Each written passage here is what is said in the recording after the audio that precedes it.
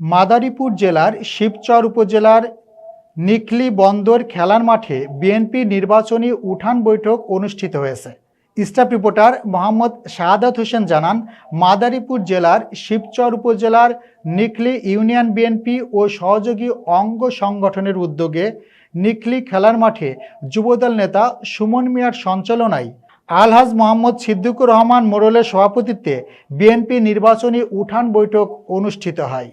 এ সময় অনুষ্ঠানে প্রধান অতিথি হিসেবে বক্তব্য রাখেন মাদারীপুর ১ আসনের ধানের শীষের কাণ্ডারি নাদিরা মিঠু চৌধুরী। বিশেষ অতিথি হিসেবে বক্তব্য রাখেন উপজেলা বিএনপির আহ্বায়ক মোহাম্মদ শাহাদাত হোসেন খান,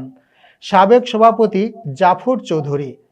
শিবচর উপজেলা বিএনপির সদস্য সচিব সোহেল রানা, বিএনপি নেতা ডক্টর শাহাদাত হোসেন, দিকলী ইউনিয়ন বিএনপির সাবেক সভাপতি আব্দুর রহিম, নিকলী ইউনিয়ন বিএনপির সাধারণ সম্পাদক আব্দুল মান্নান, সাংগঠনিক সম্পাদক আতাউর রহমান, নীলক্ষী ইউনিয়ন বিএনপির নির্বাচনী সমন্বয়ক আলিমুজ্জামান খালাসি, বেলজিয়াম প্রবাসী সাখাওয়াত হোসেন টুলু, কেন্দ্রীয় বিএনপি নেতা সাখাত হোসেন সেলিম, বীর মুক্তিযোদ্ধা বিএনপি নেতা আব্দুল খালেক মোল্লা, শিবচর পৌর বিএনপির সদস্য সচিব আকবর হোসেন, নীলক্ষী ইউনিয়ন বিএনপি নেতা মঈনুদ্দিন খাজা সহ অন্যান্যরা।